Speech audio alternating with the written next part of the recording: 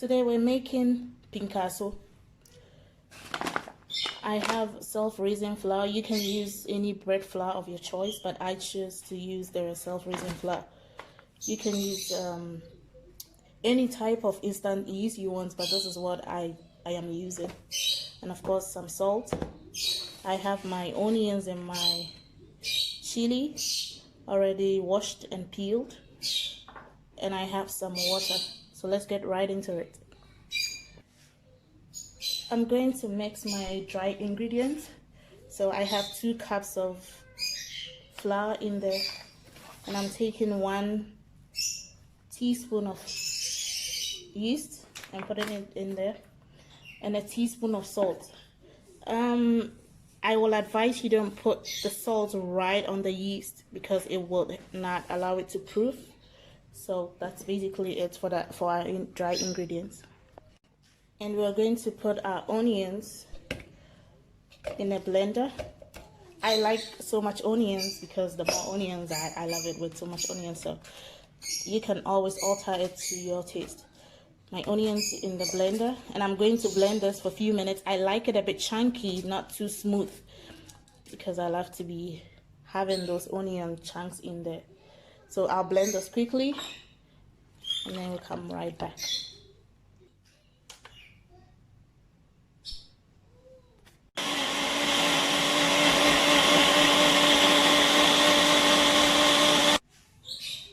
So this is where it gets all messy. You have to put your hands in there and mix it up. So I'm adding my onion and ginger paste. So there, you mix it together with your hand. You can choose to use a spatula. It depends on you. You can use a stand mixer. That's fine too. And the water consistency depends on how soft you want it, but not so soft and wet. So we're mixing this. I'll be adding more water to wash this up.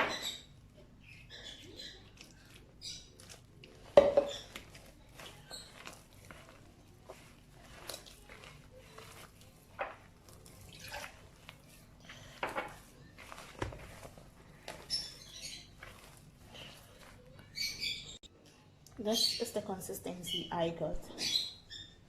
So we're going to cover this with a plastic wrap and a kitchen towel and let it sit for at most an hour.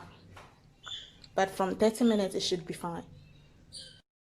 So now I've let my dough sit for a while, and this is what it looks like in texture. This is it. This is how it looks like. So we're gonna deep fry this. Okay, so I have my oil on medium heat, and I'm gonna take a bit of the dough this way, spread my hands apart. I'm not perfect with this, but I still try to spread it in between my hand, and it goes that way. The shape wouldn't be perfect because I'm not an expert at it. So we'll fry this until it gets golden brown, and then we take it up. That's it. It'll be a bit of a mess, but put your hand in an oil and take the dough, spread it apart like that, right there, and then spread it with your hand and dip it in the oil. So, I'm sorry about the mess.